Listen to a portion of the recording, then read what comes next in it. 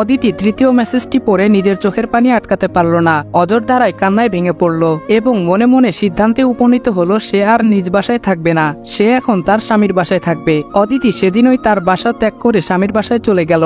রবিন বলল, ভাই অনেক রাত হয়েছে, খাওয়া বাদ দিয়ে এবার বাসায় চলুন। আমি বললাম, বাসায় গিয়ে কি করব, তার থেকে এখানে বসে বসে ড্রিঙ্কস করব, এতেই ভালো। রবিন বলল, ইদানিং আপনার ড্রিঙ্কস করাটা কিন্তু বেশি হয়ে যাচ্ছে, এভাবে চলতে থাকলে আপনার বড় কোনো মরণব্যাধি রোগ হতে পারে। ছোট ভাই হিসেবে শুধু এইটুকু বলবো, ড্রিঙ্কস করাটা এবার একটু কমিয়ে দিন, নয়তো বিপরীত কিছু ঘটতে পারে। আমি মাতাল অবস্থায় বললাম, তুই এত চাপ নিচ্ছিস কেন? আমার জীবনের মায়া আমি নিজেই ছেড়ে দিয়েছি, তাহলে তুই কেন সেখানে নাক গলাচ্ছিস? রবিন নিশ্চুপ। আমি বললাম, আমার লাইফ, আমাকে নিজ ইচ্ছায় চলতে দে প্লিজ, আমি এভাবেই বিন্দাস আছি। এই বলে সেখান থেকে উঠে বাড়ির উদ্দেশ্যে রওনা দিলাম। অপরদিকে অদিতি আজ অধীর আগ্রহ নিয়ে বসে আছে, তার স্বামীর কাছে সব অন্যায়ের ক্ষমা চেয়ে সবকিছু স্বাভাবিক করে নিবে। অদিতি এসব ভাবতেই দরজায় কে জানি গান গাইতে গাইতে আসছে। অদিতি দ্রুত দরজা খুলে অবাক হয়ে এক দৃষ্টিতে তাকিয়ে রইল। এ কি হাল করেছে চেহারার! আগের রনি আর বর্তমান রনির চেহারায় আকাশ পাতাল তফাৎ। এখন অদিতির সামনে যে রনি দাঁড়িয়ে আছে সেটা কোনো এক মাতাল নেশাখোর ছাড়া কিছুই না। অদিতি এসব ভাবতেই আমি মাতাল অবস্থায় বলে উঠলাম,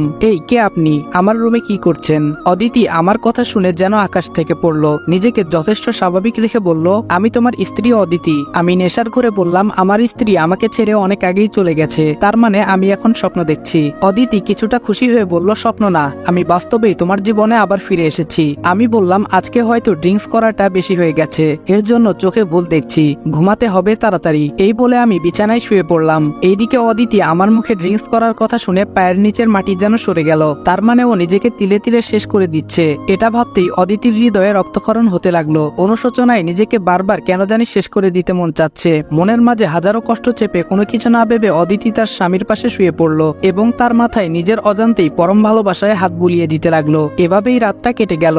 সকালে ঘুম থেকে উঠে লক্ষ্য করলাম অদিতি আমাকে আষ্টে পিষ্টে জড়িয়ে ধরে রেখেছে। তা দেখে রীতিমতো অবাক হয়ে গেলাম, যে কিনা আমার ছায়া পর্যন্ত সহ্য করতে পারে না, আর সে আমাকে জড়িয়ে ধরে কি পরম ঘুমে আচ্ছন্ন হয়ে আছে। রাতে যাকে স্বপ্ন বলে ঘুমিয়ে পড়েছিলাম সে সত্যি এসেছে। হয়তো নীলা ভাবি আমার এমন করুণ অবস্থা দেখে অদিতিকে সবকিছু বলে দিয়েছে এবং অদিতি তার ভুল বুঝতে পেরে আমার কাছে ছুটে এসেছে। তাছাড়া আমার কাছে এসেই বা কি হবে? আমার জীবন তো এখন নরকে পরিণত হয়েছে। আমার জীবনে আমি একাই বিন্দাস আছি, এখানে দ্বিতীয় কাউকে লাগবে না, এমনকি অদিতিকেও লাগবে না। সে আমাকে অনেক অবহেলা অপমান করেছে।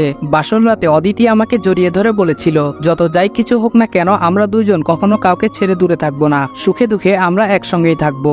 সেদিন আমিও অদিতিকে পরম ভালোবাসায় বুকে জড়িয়ে ধরে বলেছিলাম, আমাদের মাঝে যতই মান অভিমান হোক না কেন আমি তোমাকে ছাড়া থাকতে পারবো না, কিন্তু তুমি কি আমাকে ছাড়া থাকতে পারবে? অদিতি বলেছিল, পারবো না, আমিও তোমাকে ছাড়া থাকতে পারবো না। সেই দিনের কথাগুলো শুধু কথাই ছিল। সামান্য একটা দুর্ঘটনার জন্য অদিতি আমার জীবন থেকে চলে যেতে দ্বিতীয়বারও ভাবেনি। অদিতি তো খুব বলেছিল আমাকে ছেড়ে সে কখনোই যাবে না। এই কি তার নমুনা? প্রকৃতপক্ষে অদিতি আমাকে ভালোই বাসে নাই। ভালো যদি বাসতই তাহলে আমার করুণ অবস্থা দেখে সে এমনিতেই চলে আসতো, কিন্তু তা আর হলো না। এখন তো আমার জীবনে অদিতির প্রয়োজন নেই, আমার একাকী লাইফে আমি বিন্দাস আছি। এসব ভাবনার বিচ্ছেদ ঘটিয়ে অদিতিকে আমার কাছ থেকে সরিয়ে বললাম, এই যে হ্যালো। অদিতি বলল, তোমার ঘুম তাহলে ভেঙেছে? আমি বললাম, আপনি তো চরিত্রহীনদের সহ্য করতে পারেন না, তাহলে আজ কেন আমাকে জড়িয়ে ধরে ঘুমিয়েছেন? অদিতি বলল, আমার স্বামী কোনো চরিত্রহীন না, সে সত্যটা আমি জেনে গেছি, এর জন্য তোমার জীবনে আবার ফিরে আসলাম। আমি বললাম, চলেই যখন গিয়েছো তো ফিরে আসার কোনো প্রশ্নই আসে না, কি দরকার ছিল আমার এই নরকময় জীবনে আবার আসার? অদিতি নিশ্চুপ। আমি বললাম, কথায় আছে না, ভাঙ্গা হাড়ি কখনো জোড়া লাগে না। এখন তুমি আমাকে যেভাবেই অনুরোধ হোক অথবা দুষ্টু মিষ্টি কথাতে আমাকে যতই বোলানোর চেষ্টা করো কাজ হবে না। ভাঙা সংসার ভাঙাই থাকবে, সেটা আর জোড়া লাগবে না। এখন তুমি যে রনিকে দেখছো সে আর আগের রনি নেই, এলাকা জুড়ে সবাই জানে মদখোর রনি। অদিতি কথাটা শুনেই কাপা গলায় বলল, তুমি তো একজন শিক্ষক ছিলে, ছাত্রছাত্রীদের সবসময় ভালো উপদেশ দিতে, আজ তুমি এসব করে নিজেকে শেষ করে দিচ্ছ? আমি বললাম, হ্যাঁ আমি শিক্ষক ছিলাম, কিন্তু এখন আর নেই। এলাকার সবাই জানে আমি একটা চরিত্রহীন, আমার চরিত্রের কোনো ঠিক নেই। যেখানেই যাই তারা আমাকে নিয়ে সমালোচনার দোকান খুলে বসে। ছাত্রছাত্রীদের অভিভাবকরাও আমার দিকে আঙ্গুল তুলে কথা বলতে শুরু করেছিল। এর জন্য নিজ ইচ্ছায় চাকরিটা ছেড়ে দিয়েছি। অদিতি বলল, কেন এভাবে নিজেকে নরকের দিকে এগিয়ে দিচ্ছ?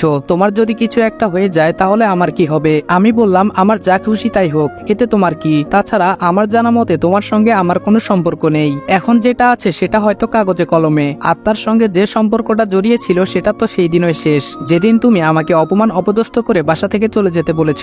অদিতি নিশ্চুপ। আমি বললাম পরিশেষে একটাই কথা, আমার জীবনে তোমার কোনো স্থান নেই। তুমি আবার তোমাদের বাসায় চলে যাও, আমি একাই বিন্দাস আছি, সবকিছুতেই এখন নিজেকে মানিয়েছি। অদিতি কথাগুলো নীরবে শুনছে আর শব্দহীনভাবে কান্না করে যাচ্ছে।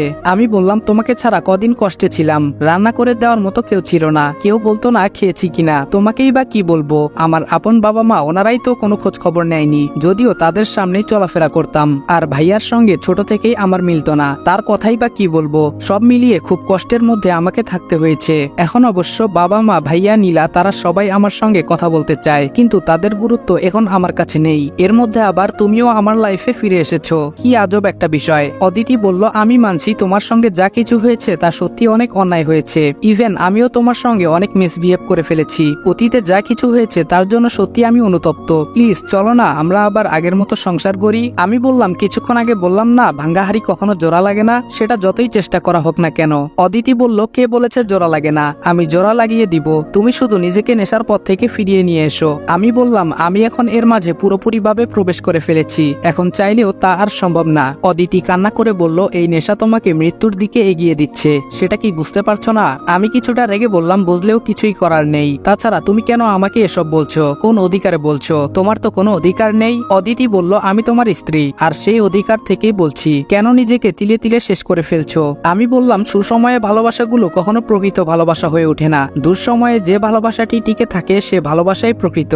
আর তুমি আমাকে সুসময়ে শুধু ভালোবেসেছো, দুঃসময়ে না। সুতরাং তুমি তোমার রাস্তায়, আমি আমার রাস্তায়। আমি কি করছি না করছি সেটা আমার একান্তই ব্যাপার, এখানে নাক গলাতে এসো না। অদিতি বলল, ওহ, তার মানে আমাদের সংসারটা আর আগের মতো গুছিয়ে নিতে পারবো না? আমি বললাম, তোমার ইচ্ছে হলে আমার এখানেই থাকতে পারবে, কেননা তুমি আমার কাগজে কলমে লিখিত স্ত্রী, শুধুমাত্র তোমার পুরো অধিকারই আছে এখানে থাকার, তবে আমার কাছে আসতে পারবে না। এক কথায় তুমি আমার স্ত্রী হওয়া সত্ত্বেও আমার কাছ থেকে সে অধিকার আর পাবে না। এই বলে বাহিরে চলে আসলাম। অপরদিকে অদিতি শুধু ছলছল চোখে আমার চলে যাওয়ার পানে তাকিয়েছিল, সেদিকে ভ্রুক্ষেপ না দিয়ে আমি আমার মতো বাহিরে চলে আসলাম। রোজকার মতোই সারাদিন নেশাখোর বন্ধুদের সঙ্গে আড্ডা দিয়ে কেটে গেল। আমার সমাজ এখন তাদের সঙ্গেই হয়েছে। রাতে আড্ডা শেষে মাতাল অবস্থায় বাড়ির দিকে রওনা দিলাম। দরজার কাছে গিয়ে বন্ধ দেখেই প্রচন্ড রাগ হতে লাগলো। নিজের রাগ সংযত রাখতে না পেরে বললাম, কে দরজা বন্ধ করে রেখেছে? দরজা খুল বলছি, নয়তো এখনই ভেঙে ফেলবো। অদিতি দরজার ওপাশ থেকে এসব কথা শুনে তড়িঘড়ি করে দরজা খুলে দেয়। আমাকে মাতাল অবস্থায় দেখে তার চোখ যেন কপালে উঠে যায়। অদিতি বিশ্বাস করতে পারছে না তার স্বামী নেশা করে, কিন্তু আজকে এই অবস্থায় দেখে অদিতি বিশ্বাস করতে বাধ্য হলো। নিজেকে সংযত রাখতে না পেরে অদিতি কান্না করে বলল, তোমাকে নেশা থেকে দূরে থাকতে বলেছিলাম, আর এখন তুমি নেশাই করে আসছো? আমি বললাম, আমাকে না বলার অধিকার তোকে কে দিয়েছে? আমি যা খুশি তাই করব, কেউ আমাকে বাধা দিতে পারবে না, আমি আমার মতোই থাকবো, সর সামনে থেকে। এ বলে রুমে প্রবেশ করতেই নিজের কন্ট্রোল হারিয়ে ফ্লোরে ঠাস করে পড়ে গেলাম। অদিতি এই অবস্থা দেখে দ্রুত হাত বাড়িয়ে সামলে নিতে যাবে, এর মধ্যে বললাম, খবরদার আমাকে ভুলেও স্পর্শ করবি না। ওহ, তুই তো আবার চরিত্রহীনদের সহ্য করতে পারিস না, তাহলে এখন আমাকে স্পর্শ করতে আসছিস কেন? সরে যা, নিজেকে আমি যথেষ্ট সামলে নিতে পারবো, কারো সাহায্য লাগবে না আমার। এই বলে বিছানায় পড়া মাত্রই ঘুমের দেশে তলিয়ে গেলাম। অদিতি তার স্বামীর এসব কথা শুনে ছলছল চোখে তাকিয়ে শুধু ভাবছে, কয়েক মাসে এতটা পরিবর্তন কিভাবে সম্ভব? যে কিনা আমার ভয়ে সিগারেটটা পর্যন্ত খেতে পারতো না, আজ সে কিনা মদ খেয়ে এসে এসব আচরণ করছে। এসব ভাবছে আর চোখের জল ফেলছে।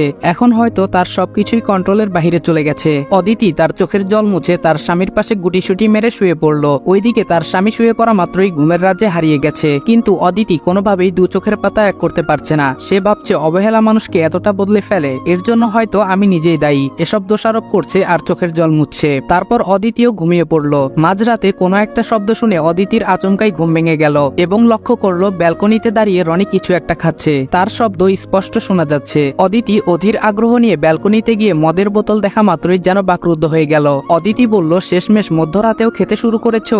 আমি বললাম, এটা আমার একান্তই ব্যক্তিগত ব্যাপার, এখানে আমার যা খুশি তাই করব, তাছাড়া এটা আমার রোজকার অভ্যাস, একদিন বা 2 দিনের নয়। এই বলে ড্রিঙ্কস করতে লাগলাম। অদিতি বলল, এটা তোমার একান্ত ব্যাপার হতে পারে না, তোমার জীবনের সঙ্গে আমার জীবনও জড়িয়ে আছে, সুতরাং আমি তোমাকে এসব ছাইপাস খেতে দিব না। অদিতি এই বলে বোতলটা ফেলে দিতে যাবে, তখনই নিজের রাগ সংযত রাখতে না পেরে অদিতির গালে ঠাস করে থাপ্পড় মেরে দিলাম। আমি বললাম, নিষেধ করেছিলাম তোকে, তারপরও কেন আমার ব্যাপারে নাক গলাচ্ছিস? এই বলে মদের বোতলটা হাতে নিয়ে রুম ত্যাগ করলাম। কিছুক্ষণ পর রুমে এসে লক্ষ্য করলাম অদিতি হাঁটু মুড়ে কান্না করছে। করছে। থাপ্পড়ের 5 আঙ্গুলের দাগ স্পষ্ট তার গালে ফুটে উঠেছে। বিষয়টা কেন জানি খারাপই লাগতে শুরু করলো। যাই হোক, অদিতিকেও বুঝতে হবে আপনজনের অবহেলাগুলো কত কষ্টকর। এখন হয়তো আমার করুণ অবস্থা দেখে অদিতি নিজেই নিজেকে দোষারোপ করছে। তাছাড়া আমি কেন এসব ভাবছি? ও যা খুশি তাই ভাবুক, তাতে আমার কি? আমার জগৎ জুড়ে শুধু নেশার প্রয়োজন।